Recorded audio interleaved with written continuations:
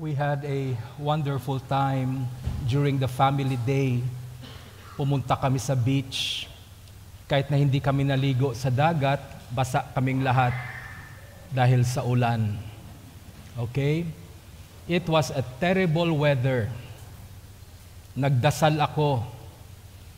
Long and hard I prayed and I asked God that during the family day, the sun will come up. Okay? And walang ulan. Kung gaano kalakas ang prayer ko, ganon din kalakas ang ulan. It really rained hard. But the family day went on. Nakita ko yung mga pamilya nandun, kain ng kain, tawanan ng tawanan, hindi napapansin na binabagyo na sila. Okay? And early this morning, sabi ko kay Lord,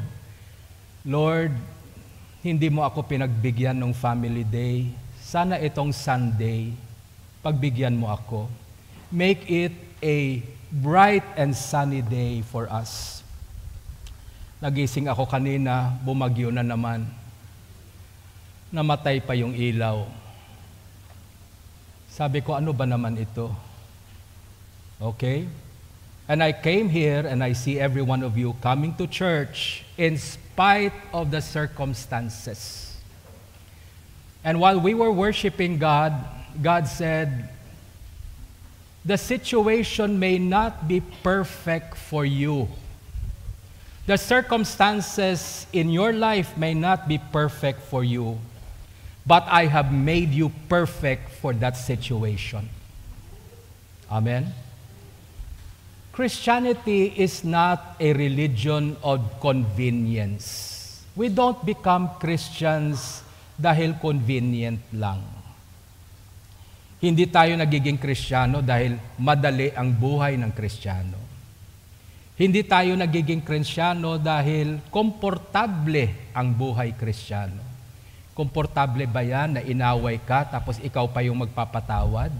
It's not comfortable. That is why I see Christianity is not for the faint-hearted. Hindi po ang Kristyanismo. Christianity is not for those na mahihina ang loob. Kung gusto mo maging tunay na Kristiyano, dapat malakas ang loob mo. Amen? That's why we are here, we're worshiping God. Irregardless of the circumstances in our life, God is to be praised. God is to be worshipped. That is the attitude. I don't want to wait for circumstances to change before I make my commitment to God. I don't want to wake up one morning na walang sakit ang katawan ko bago ko sasambahin ang Diyos. Pagising sa umaga, kahit namamaga yung mga kasuan, may ubat, kabangon ta kita, hag nagasimba ta gihapon kita. Amen? Many years ago, I attended a birthday party of a friend. Sa birthday party ng kaibigan ko na yan, nagsalita ang kanyang nanay. The mother at that time was 89 or 88 years old yung nanay niya. Ngayon, yung nanay niya is 96 years old. But at that time, she was only 89 years old. So habang nagse-celebrate yung kaibigan ko, pinasalita namin yung nanay niya. Sabi namin, Nay, kamusta naman yung anak mo na to na nagse-celebrate ng birthday? Ang sagot ng nanay sa akin, ito, naka-microphone yan. Sabi ng nanay, akon nga ra, yung anak ko na ito, ako'y nagpapasalamat sa Diyos. Dahil kahit minsan, hindi ako binigyan ng sakit sa puso at sa ulo. Wow, grabe. Gusto ko basagin ang trip niya. Sabi ko, kahit nung pinanganak niyo, walang sakit? Nung linuwal nyo yan, wala bang sakit? Ang sagot ng nanay sa akin, wala po. Oh, grabe naman tong batang to. You know? The mother said, this child, my son, never gave me pain. Minsan, hindi ako nasaktan sa batang yan. Kahit nung pinanganak ko, sabi niya, lumabas lang siyang kusa. Of course, kinausap ko yung mga kapatid. Sabi ng mga kapatid, oy, ilang beses lumuha yung nanay namin dyan. Basag trip talaga yung mga kapatid. But why would the mother say that? Sinungaling ba yung nanay? No, I don't think so. Bakit sinabi ng nanay na itong anak na to hindi talaga nagdulot ng sakit sa akin kahit minsan, kahit isang beses? Never. Why did the mother say that? Because when a mother loves a child, the pain and suffering is insignificant. Hindi pinapansin yung sakit pag yung nanay ang nagmahal sa kanyang anak. Meron ding kinasal, nag-celebrate ng wedding anniversary nila. I asked the wife, sabi ko sa asawa, they were already 80 plus when they celebrated their wedding anniversary. So kinasal sila, nag-renew sila ng vows nila. I asked the wife, sabi ko, Lola, minsan ba'y nasaktan ka rin ni Lolo? Not physically. Maybe nasaktan sa salita o sa kilos ng Lolo. I asked the Lola, sabi ko, Lola, nasaktan ka rin ba minsan ni Lolo? Etong sagot niya sa akin, ni isang beses wala akong maalala sinaktan ako ng lolo nyo. Oh, grabe. Kinausap ko na naman yung anak, basag trick. Man, ilang beses umiyak yan kay tatay. Diba? And I asked, sigurado ka ba? Hindi ka nasaktan ni Lolo? Sabi niya, never. Not even once. And again, I begin to see that she was speaking the truth from her heart. Because when you love someone, the suffering and pain is irrelevant. Walang pakialam yan sa buhay mo.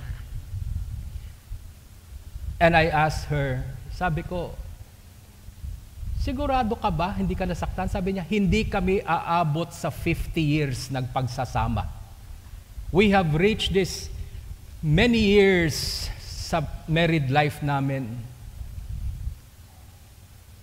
And because I focus only on what is good in my husband. She did not focus on the pain. She did not focus on the problem that sometimes your spouse can bring to you. Why? Because she loves. And this is what we are going to talk about today. Our first reading tells us that when we're going through difficulties, when we're going through pain and sufferings in our life, we only need to open our ears. Kailangan lang natin buksan yung tenga natin at makinig. Because the pain and the sufferings of life becomes unbearable when you do not realize the meaning of the problems that you are facing. Pero pag naintindihan mo yung mga bagay-bagay na pinagdadaanan mo, how it is preparing you to become a better person today than you were yesterday. If you can understand that, then the pain and the sufferings that you go through in life is irrelevant. Kinakausap ko yung mga successful na mga lawyers, successful professionals. I asked them, kumusta yung college life nyo? Sabi niya, isa lang yung sapatos namin magkakapatid. Yung isang kapatid ko mag-aaral sa umaga, siya muna magsasapatos. Yung klase ko sa hapon naman, kukunin ko yung sapatos niya, ako naman magsasapatos. Gutom, puyat, pagod, yan ang buhay ng estudyante. Yan ang pinagdaanan ng isang lawyer na naging very successful. I went through difficulties, hindi madali yung pag-aaral ko.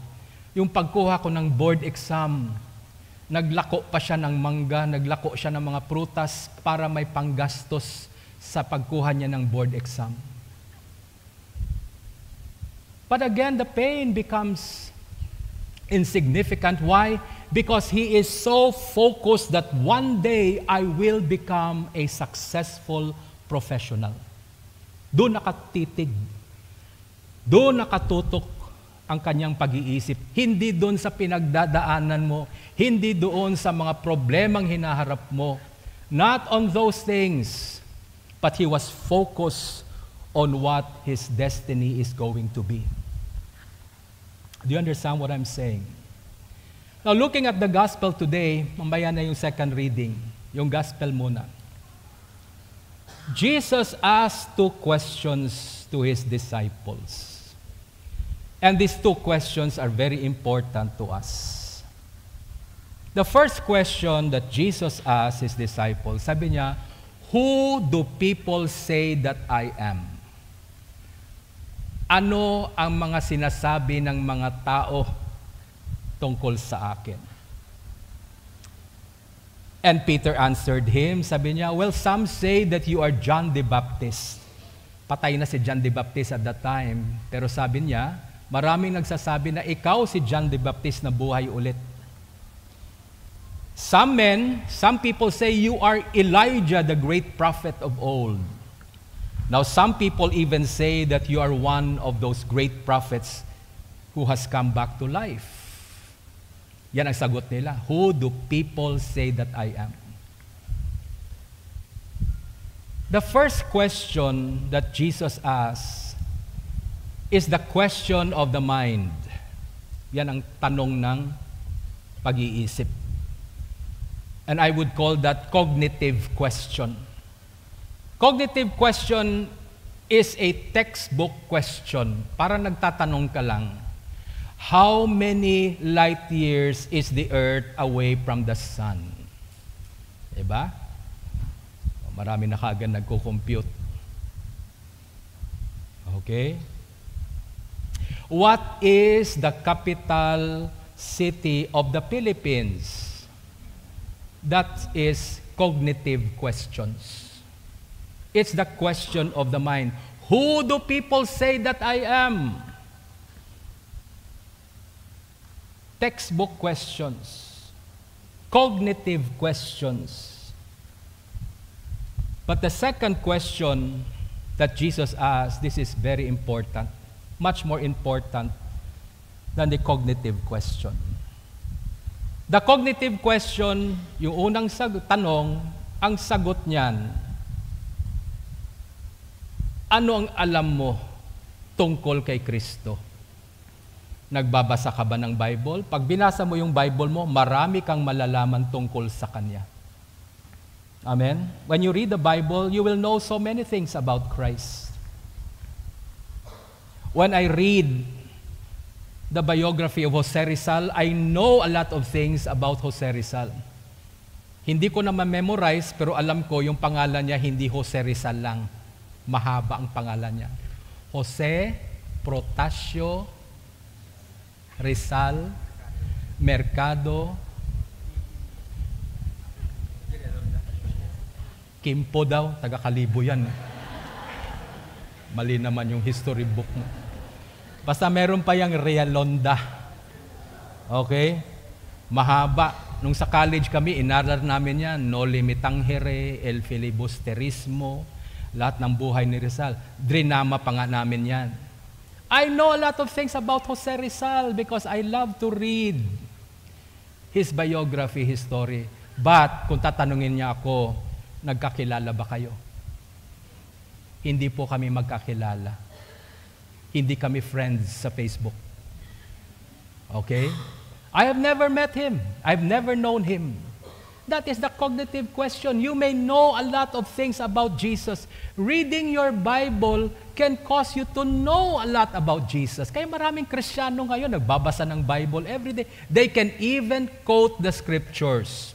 Hindi na nila bubuksan ang Bible nila, memorize na nila ang Bible nila. And they think that is enough. that I memorized the Bible. I know so many things about Jesus. You may know so many things about Jesus, but you really do not know Jesus. Because the second question that Jesus asked, this is what will cause you to know Him. Ang tanong ni Jesus kay Peter, the second time He asked the disciples, sabi niya, but to you, sa'yo, who do you say I am? To you, personally, Christ is asking, sino ako sa'yo? That question is an affective question. It's not a cognitive question. It is an affective question. That question causes you to think deep. The first question is the question of the mind. The second question is the question of the heart. It's the question of the heart. To you, sino ako sa'yo? It is an affective question because that question can affect your life if you know the answer. If you begin to have those questions in your heart, you will begin to think deep in your heart. Mas malalim na yung pag-iisip mo. And it is when you go deeper in your heart, it is when you go deeper into the waters that you will get more and more revelation of who Jesus is to you. Sino ba ako sa'yo? And Peter answered him, sabi niya, Lord, you are the Messiah. You are the Son of God. You are the chosen one. Yun ang sagot ni Peter kung sino si Kristo sa kanya.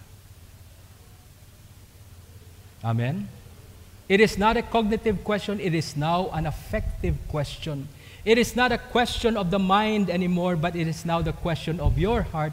Who is Christ to you? We need to answer that question in our hearts. Because the second thing that Jesus taught us is to follow Him. Amen? To follow Christ, sabi niya, if you desire to follow me, you need to deny yourself, pick up your cross, and you follow me. Anong ibig sabihin yan? If you are going to follow Christ, the path that He will take is the path of suffering. And many Christians today don't want to take that path anymore. Ayaw na nila. We have what we call a Christian culture that does not obey Christ anymore. Marami ngayong Kristiyano, gusto nila kumanta na lang ng kumanta. Pumunta sa isang Christian concert at kumanta ng kumanta, umiyak ng umiyak, gumulong ng gumulong sa lupa. Para sa kanila, yan na yung Christian culture. Why are you a Christian? Because I listen only to Christian music. Ha? Naging Kristiyano ka dahil mahilig ka sa Christian music? Bakit ka Kristiyano? Kasi nagbabasa na ako ng Bible. Ha? Kristiyano ka dahil nagbabasa ka ng Bible? Talaga? That is a Christian culture. Because the question of your Christianity is, do you follow Christ? Do you even desire to follow Him? Yan ang question kung talagang Kristiyano ka. Ikaw ba ay sumusunod kay Kristo? That is why it is important that we ask, who is Christ to you? Who is Christ to you? That is the question of the heart that you need to answer. Because if we cannot answer that properly, if we cannot have that conviction in our heart, sino ba si Kristo? Sino ba si Jesus sa akin? Because that will determine if you will follow Christ or not.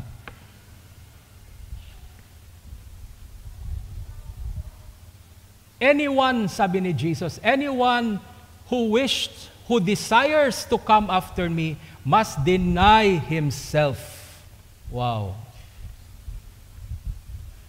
You must deny yourself. So many Bible teachers that don't teach that anymore. Sabi nila, bato na lang si Jesus. Wa kaun obrahon. Bato na lata imaw. Ma-pray lang kita. Hay pagbaton mo kay Jesus, life is going to be a bed of roses for you. Is that true? When a rich man came to Christ one day, sabi niya, "What must I do? What must I do to be saved?" Sabi ni Jesus sa kanya, "Okay, for starters, to start, you have the commandments. Follow them." Yan pa lang ang umpisa. Sabi ng rich man, "Nagawa ko na yan.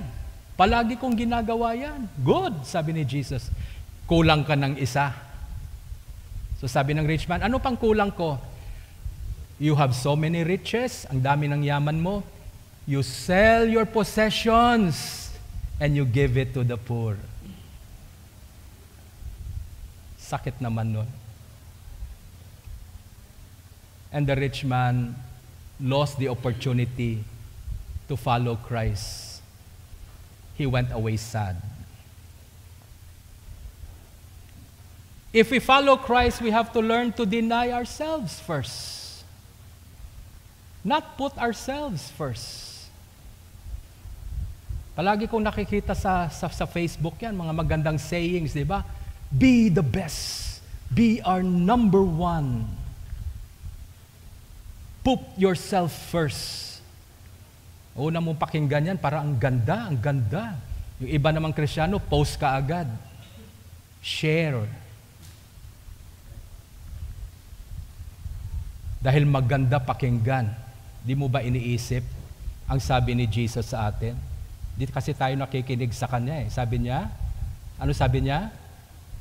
Deny yourself. If there's going to be someone number one in your life, it should only be Christ. If you're going to put effort to put someone number one in your life, put effort to put Jesus as number one and no one else. Yun ang sinasabi niya. Deny yourself. Then you pick up your cross. Oh. Bit-bit kayo ng cross. Dadala kayo ng sarili niyong cross. Kahapon is the Feast of the Holy Cross. Father Val was sharing with us, sabi niya, the message of the cross stands for Christ, and Christ is love. Amen? Wala nang ibang mensahe si Kristo. Ang mensahe ni Lord sa atin palagi is magmahal. Ibigin mo ang Diyos at ibigin mong kapwa mo. That's the only commandment He gave. So the cross for us Christians, the cross is the responsibility to love. For the husband to love your wife. For the children to love your parents. For the parents to love your children. Okay? Dito sa atin sa simbahan, anong ibig sabihin ng cross para sa isang obispo? Ang ibig sabihin ng cross, mahalin mo ang mga taong binigay ng Diyos sa iyo. That is my cross. That is my cross. I need to love everyone that Christ would give to me. Kayo, anong cross nyo? You have to love me as your bishop, as your shepherd. Minsan hindi nyo magugustuhan yung tono ng boses ko. Minsan hindi nyo magugustuhan yung inuutos ko.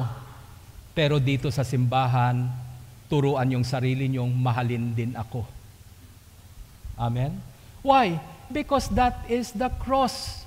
Sabi ni Jesus, if you're going to follow me, you have to take that responsibility with you. To follow Christ is not just to deny yourself. To follow Christ means that I embrace the responsibility to love. And if I'm going to love, I am going to forgive. Maraming tao ngayon hindi pa rin nakaka-move on sa buhay dahil hindi nagpapatawad. Patay na yung taong nagkasala sa kanila hanggang ngayon, hindi pa rin pinapatawad. Now, if you do not forgive, you can never move on because sabi ni Jesus, if you're going to follow me, you have to pick up your cross. And that cross is the responsibility to love, and we need to forgive. When you love, you forgive. That's the bottom line. Kahit hindi ako mag-forgive, Father, magbibigay na lang ako ng maraming tithes. Akin na yung tithes na yan. Pero hindi ka pa rin makakaakyat sa langit. Kailangan mo magpatawad talaga. Do you understand what I'm saying? Naiintindihan niyo ba to? So, to follow Christ is a suffering. Amen? It is not a convenience. It is not a comfort in life. To follow Christ is the way of suffering. Because salvation is brought about by suffering. Nung pumunta si Jesus dito, ipinagkaloob sa atin yung salvation natin. You know, the price He had to pay, He had to go to the cross. He has to love. He has to forgive even His enemies. And that is the kind of love that can save the world. That is the kind of love that can save you and me. That is the kind of love na kailangan meron tayo. Hindi yung love na hanggang feelings lang.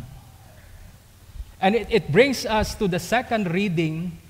Hinuli ko yung second reading because the second reading tells us, don't just listen. Don't just hear the Word of God. You have to do the Word of God. Gawin mo. Pag sinabi mong mahal mo si Lord, huwag mo lang sabihin. May marami pang tao sasabihin, kami lang ni Lord nakakaalam na mahal ko siya. You know? If you love God, show it.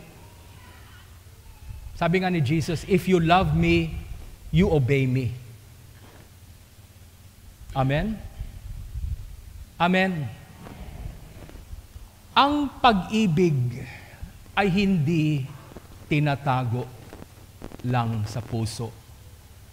Ang tunay na pag-ibig ay pinapahiwatig doon sa taong iniibig mo.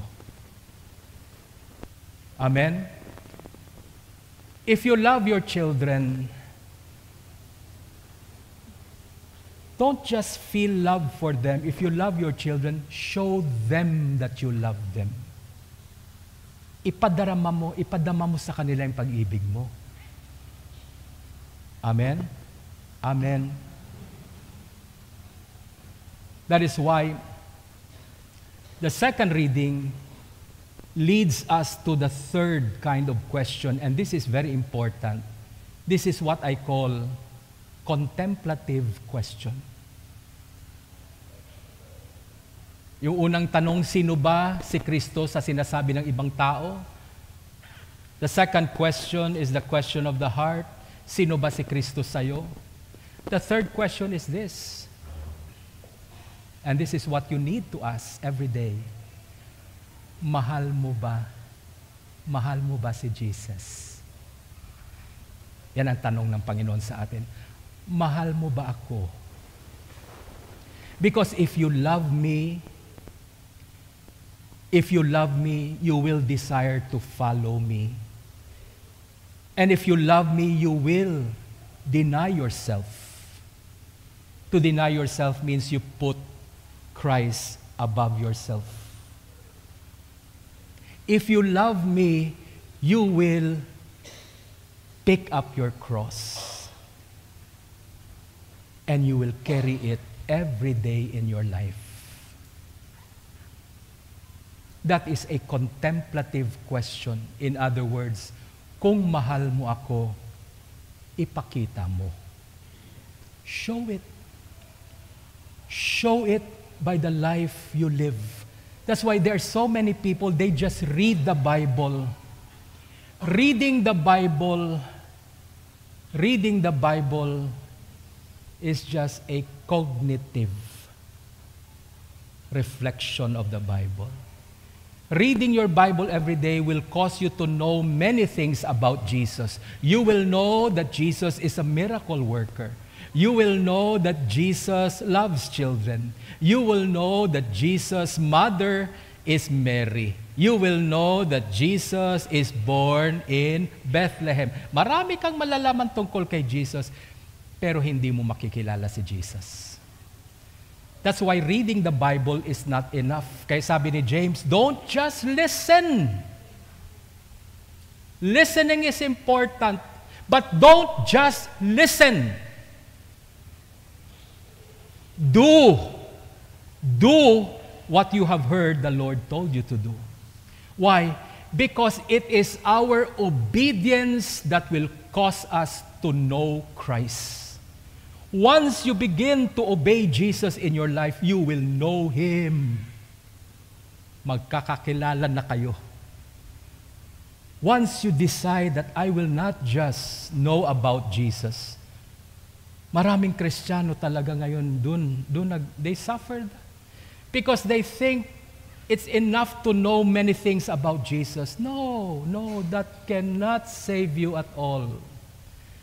Do you know that Satan knows a lot of things about Jesus also? But the only thing that Satan cannot do is to willfully and heartfully obey Christ. He cannot do that. Yan ang diferensya sa demonyo at sa atin. Ang demonyo hindi niya talaga kayang mahalin ang Diyos. Nasusundan niya ang Diyos. Ikaw, kaya mo ba? Kayang-kaya. Amen? We can love Christ. And all we need to do is just ask that question every day in my life. Do you love me? Pagising ko sa umaga, kanina sabi ko, masama ang pakiramdam ko. Eto, meron pa akong sugat sa ulo. Hanggang ngayon, yung injection ko sa anti-tetanus, masakit pa rin. You know, I can just call up one of the priests, sabihin ko, ikaw na muna, Father, magmisa, masama ang pakiramdam ko. I can do that. But this morning, when I woke up, I really don't feel well. And I don't feel kaya kong pumunta sa simbahan ngayong araw na to. But as I was praying, iniisip ko na sino kayang pare ang magmimisa itong Sunday. Papalit muna sa akin. Habang pinagpipray ko yan, etong tanong sa akin, mahal mo ba ako? Wala, tahimik tayo dyan eh. Pag tinanong ka na ni Jesus, do you love me? And the simple answer is, yes, I do. Kaya nung sinabi kong, yes, I do, naligo na ako. Okay, alam ko nang susunod niyan. Deny yourself. Deny your comfort. Deny your well-being. Because anyone who wants to save his life will lose it eventually. But if you keep on losing your life for Christ, putting Christ number one in your life, you will have Jesus always in your heart. And Jesus will never be taken away from you, no matter what happens. No matter what the circumstances may be in life, if you have Christ in your heart, you will always have Christ. No one can take Him away from you. And Jesus Himself will never leave you. He will never forsake you. That is the way of love, the way of suffering. Now, the question is, do you desire to follow Him? Do you desire to follow Him? If you want to cultivate a desire to follow Christ, then ask your question. Ask this question every day in your heart. Do I love you, Lord? Mahal mo ba ako? Yan ang tanungin natin palagi. Amen. Let's all stand.